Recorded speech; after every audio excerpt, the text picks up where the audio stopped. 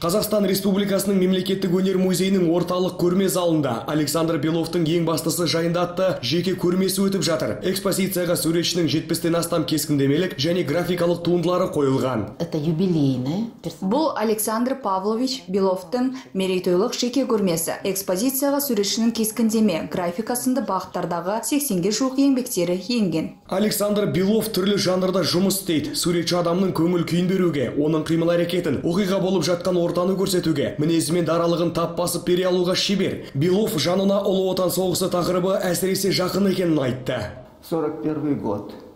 41 жыл. Сіздер үшін бұл тарихтың бір бөлігі болса, мен үшін өмір жолы. Өйткені бұл соғысты жасым 3-те кезімде басталды деп жариялады.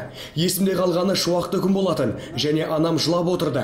Біз темір жол станциясында тұратынбыз. Сол жерде мен ауыр техника артылған вагондар мен соғысқа танып бара жатқан аш жауынгерлерді көрдім. Белов Ұлы Отан соғысы мен Черкас қорғанысының ардагерлері мен қатысушылары портреттерінің сериясын жасаған. Атап айтқанда Көпесбаевтың портреті, Галицкийдің портреті сияқты басқа да отанын жанқиярлықпен қорғап, ұрыста көрсеткен ерлігі үшін кеуделеріне ордендер мен медальдарға тағылған майдангерлердің портреттері. Так сказать, те, что остались, те, что пришли, те, что... Соғыстан отанға, бейбіт өмірге оралған бұл ардагерлердің барлығын мен өз көзіммен көрдім. Мен ержетіп өсіп жатқанымда ол азаматтар жұмыс істеді. Олар ешқандай ерекшеленбейтін. Ол заманда ордендерді көрсетіп, ешкім мақтанбайтын. Кеудеге медаль тағу деген тек 50-ші жылдары басталған еді. Суретші табиғаттың әртүрлі құбылысындағы туған мекенін бейнелейтін жерге өніп өскен өлкеге деген сүйіспеншілігін пейзаждық кескіндемелер арқылы береді. Қылғалам шеберінің картиналарындағы қар жамылған қысқы дала, сарала жапырағы жерді басқан күздің салқыны, бәрі де өз орнында, өз сәнімен тұр. Өмірде ең бастысы да осы. Айта кетейік, көрме қаңтар айының соңына дейін жалғасады.